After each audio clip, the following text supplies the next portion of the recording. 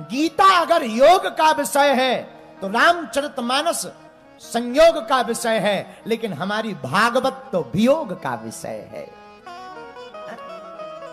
भागवत कोई साधारण ग्रंथ नहीं मेरे पागलों। भागवत से मृत्यु से महोत्सव की ओर जाया जा सकता। भागवत मृत्यु से मोक्ष की यात्रा है। मृत्यु मोक्ष का मतलब मर जाना नहीं है, मोक्ष पाने का मतलब मर जाना नहीं है ना, गलत। मोक्ष पाने का मतलब जिसे जीते जी जो कामनाओं से मुक्त हो जाए उसी का नाम मोक्ष कहलाता है। और यही भागवत सिखाती है।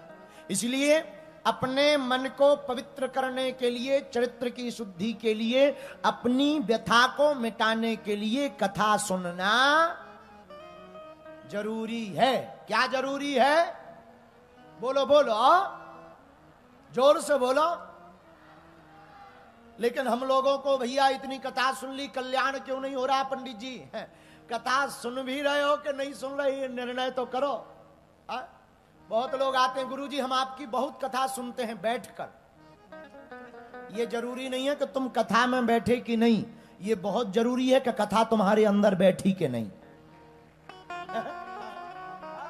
कथा में तो लाखों लोग यहां बैठे, देखो पूरा पंडाल भरा पड़ा, तीनों पंडाल भरे हैं, सामने भी खड़े हैं।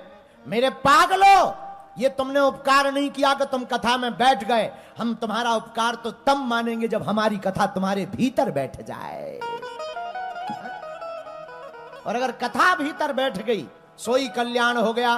भगवान जी का तो एक नाम का अक्षर भी कल्याण कर देता है। बोलो सीताराम। अरे एक नाम क्या, सीधा नहीं उल्टा नाम। रामायण पढ़ो, वाल्मीकि जी के लिए लिखा, उल्टा नाम जपऊ जग गाना, उल्टा नाम जपऊ जग गाना। बोलो बोलो बोलो। वाल्मीकि के भय ब्रह्म समाना,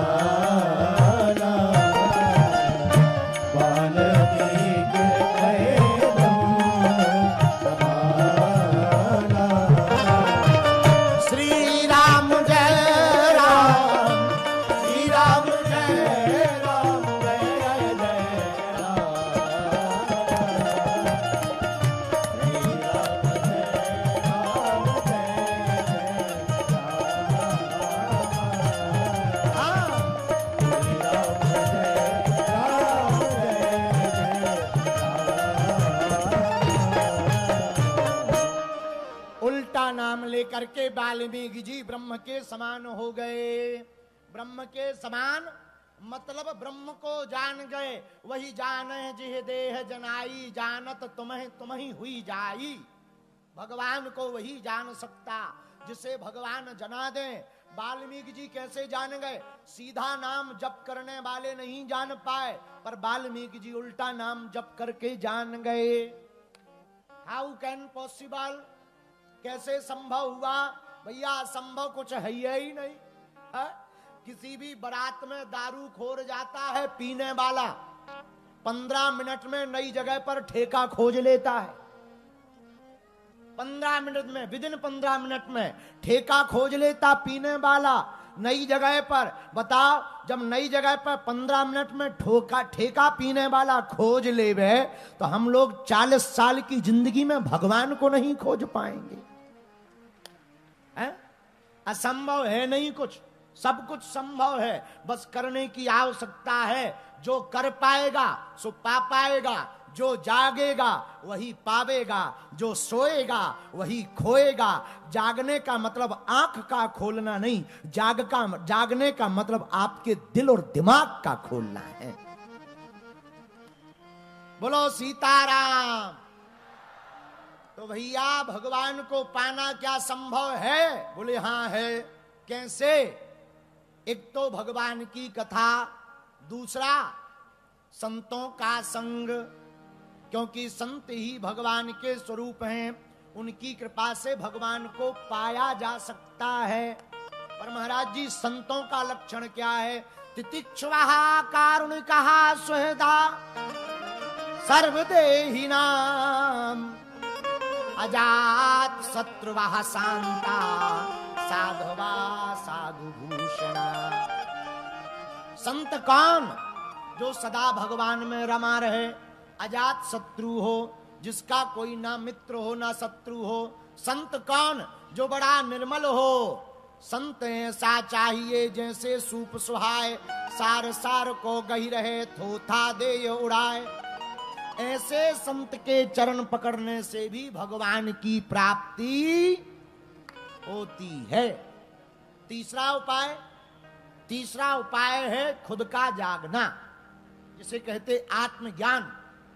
उसको अंग्रेजी में कहते हु आई एम, मैं कौन हूं। इसी को जानना आत्मज्ञान। पर खुद को जानना आत्मज्ञान है, प्रभु को जानना परमात्मा का ज्ञान है। पर खुद को जानेंगे कैसे? बोले दर्पण से। दर्पण झूठ नहीं बोलता। दर्पण के सामने खड़े हो जाओ, काले हो, कलूटे हो, गोरे हो, नाटे हो, मोटे हो, पतले हो, शीशा बता देता है आप कैसे हो। उसी प्रकार यह कथा भी दर्पण है। इसके सामने जब भी तुम बैठोगे ये बता देगा कि तुम लंबी लंबी फेंकते जरूर हो, पर हो कितने पानी में ये कथा ही बता सकती है। बोलो सीताराम। जोर से बोलो, और जोर से बोलो। अब ये बात आज समझ में आ गई कि कथा सुनना बहुत ही अच्छा। एक और है, बुरा न मानना, बोल देना चाहिए, बोलने वाली बात है। भगवान ने कान कितने दिए